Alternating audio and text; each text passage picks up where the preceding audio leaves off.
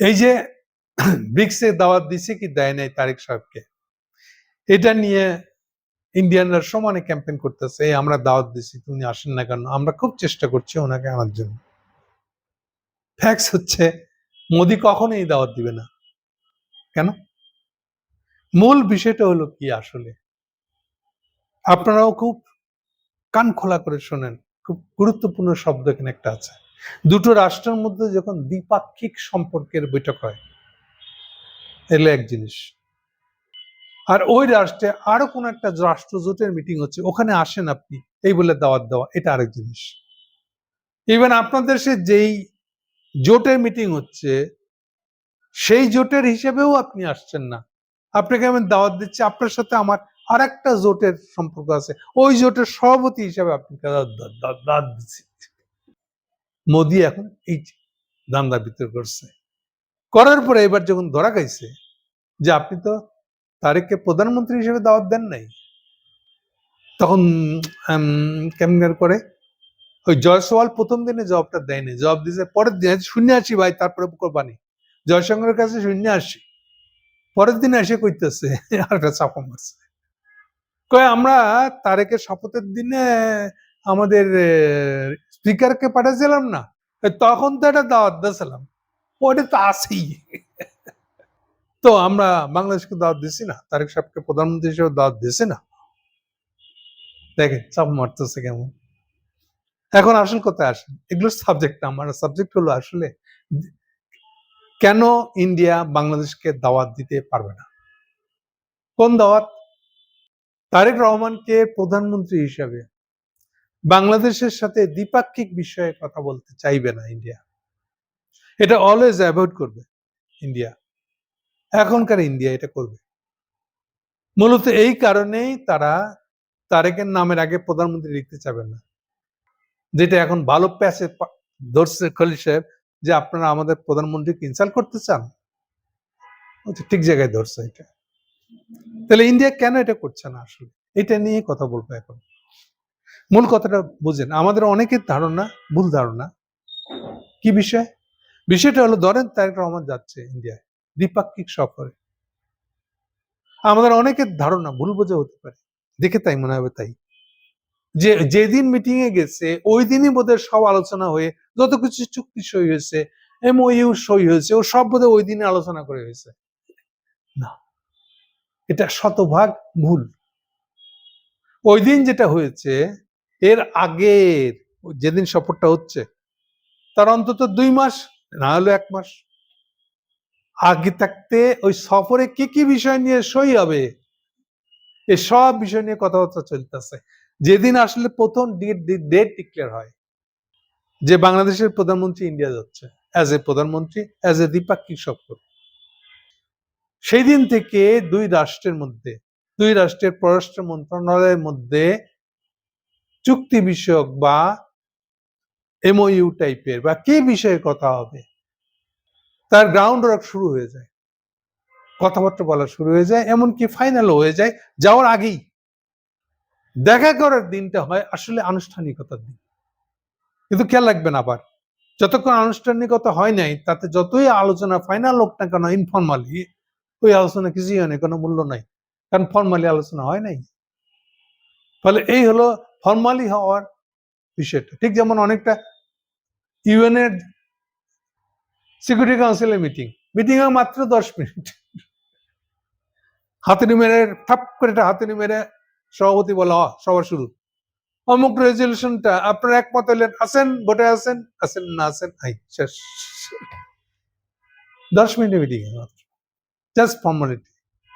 কারণ এর আগে ইনফর্মালি সব সেরে রাখা হয়েছে, এখানে ঝগড়া করে পাবলিকলি ঝগড়া বানাইতে চায় না, যা ঝগড়া আগে আগে করে রাখছে ইনফর্মালি। কেউ কারো দাওয়াতে গেছে, কেউ কারো একটা সবাই দিয়েছে, কেউ কারো একটা ভালো মিষ্টির দোকানে নিয়ে গেছে, কেউ কারো ভালো গোস্ত খাওয়াইছে, ওই গোস্তের আলাপের সময় এগুলো ফর্মালি আলাপ হয়ে ইনফর্মালি আলাপগুলো হয়ে গেছে। সো ফর্মাল দুনিয়াটা এরকম, ইনফর্মাল দুনিয়াটা এরকম।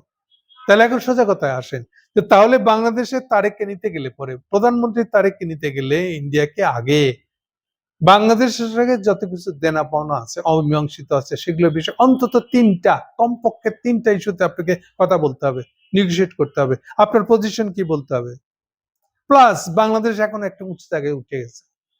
আপনি আর এখন বাংলাদেশকে, আপনি আমার ছোট ভাই, এই বলেন বেশি কথা কন, এই আপনার হাসিনা তো আমার পাশ হাঁটে, আমি আমার জন্য সে ক্ষমতায় আছে, এই বেশি কথা বলবে কি?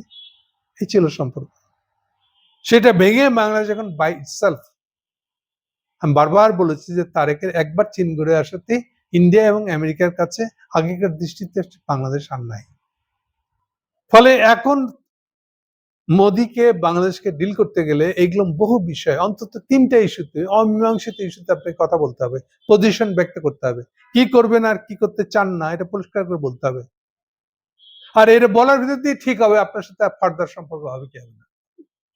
তাহলে যেহেতু ইনফরমালি এই সম্পর্কগুলো শুরু হয়ে যাবে আপনি ডেট ডিক্লেয়ার করলে, প্রধানমন্ত্রী তারেক রহমান ইন্ডিয়া যাচ্ছে এইটা যদি ঘোষণা করে দেন, মানে হলো মোদিকে রাজি হতে হবে ফর্মালি তিনটা, তার জন্য খুবই অস্বস্তিকর ইস্যু, যেমন ধরেন পানি দিবেন কি দিবেন না, ইন্ডিয়া পানি দিবে না, এটা হচ্ছে তাদের একদম মানে core policy, irrespective off party. ইয়ের আমলে দেয়নি, ওই গান্ধীদের আমলে দেয়নি, ইন্দিরা গান্ধীর আমল থেকে এই পর্যন্ত মোদি তো দেয়নি। তা অনেকে বুদ্ধিমান মতন প্রশ্ন করবে, তাহলে 96 সালে গঙ্গা চুক্তি কেন হয়েছিল? হয়েছিল এই জন্য 96 সালের গভর্নমেন্টটা এই প্রথম কেন্দ্রীয় সরকার ছিল, এটা না কংগ্রেস না বিজেপির সরকার, এটা ছিল তো একটা কোয়ালিশন সরকার। কিছুদিন ছিল আমার যতটুকু মনে পড়ে চন্দ্রশেখরের সরকার, দেবগৌড়ার সরকার, আর তাদের প্রতি সমর্থন ছিল সিপিএম এর। সিপিএম এর গড়ের বিবাদের জন্য জ্যোতি বসু প্রধানমন্ত্রী হতে পারে নেই। কিন্তু এই জ্যোতি বসুদের আগ্রহের ঠালায় জ্যোতি বসুরা ইন্ডিয়ান রাষ্ট্রের প্যাস র দিয়ে চালানো যে ইন্ডিয়ান রাষ্ট্র এটা বুঝে নাই, এই জন্য না বাংলাদেশের পানি পাওয়ার অধিকার আছে দিয়ে দাও, দিয়ে দেওয়ার পরে কি হয়েছে, যতদিন এইবার বিজেপিরা ক্ষমতা চলে আসছে, এইবার তারা ওই যার চুক্তি দেশে চুক্তির মতন আছে, বাস্তবে কোনো পানি নেই। এর উপরে ক্যাসাল বাজছে তৃণমূল কংগ্রেস, এ তো আর একটা মহাকুতুব, ইন্টারন্যাশনাল ফিগার। সে কয় আমার নিড, পানির অভাব পূরণ হবে, আমার চাহিদা পূরণ হবে, তারপরে যদি পানি বাঁচে তারপরে আমি তিস্তার পানি দিব, বুঝে নিবা। তাহলে এই ইন্ডিয়ার সাথে বাংলাদেশের তারেককে কখনো প্রধানমন্ত্রী তারেক হিসেবে দাওয়াত দিবে না, কারণ প্রধানমন্ত্রী তারেক হিসেবে দাওয়াত দিলে এই বাইল্যাটারাল ইস্যুগুলোর সম্পর্কে তাকে বাংলাদেশের সাথে কথা বলতে হবে। তাহলে মোদির উভয় সংকটটা হলো অন্তত তিনটা ইস্যু। পানি কি করবেন, এই যে এখনো পুশিং করতেছে চোরাগোপ্তা ভাবে, এটার কি হবে? বর্ডার কিলিং কি হবে? আপনার স্ট্রেট কাট কমিটমেন্টে যেতে হবে। হাসিনার কি হবে? এদের 4টা হয়ে গেছে, এগুলো একটা সদুত্তর স্ট্রেট কাট বক্তব্য দেওয়ার মতন অবস্থায় মোদি নাই। ও এখনো এগুলো দিয়ে দিলে পরে আমাদের সঙ্গে খেলবে কি? ও ভাবছে এখন তো হাসিনার আমল আসছে, জানিবা এগুলো দিয়ে খেলা যাবে? জি না, এই খেলা আমাদের সাথে খেলতে পারবে না। এই জন্য বাইলেটারাল মিটিং হবে না। বাইলেটারাল মিটিং হলে এই অন্তত 4টা ইস্যু সম্পর্কে পরিষ্কার করে মোদিকে কথা বলতে হবে, মোদির সে কথা বলার অবস্থায় নেই। এই জন্যই তারেক প্যাচ দিয়ে ধরছে উল্টা, যে আপনার সাথে নেক্সট আলাপ হবে কি হবে না, আপনি প্রসঙ্গ তোলেন না, জবাব দেন না, আমি ধরলাম, ধরেন হাসিনা ফেরত দেবেন কিনা বলেন।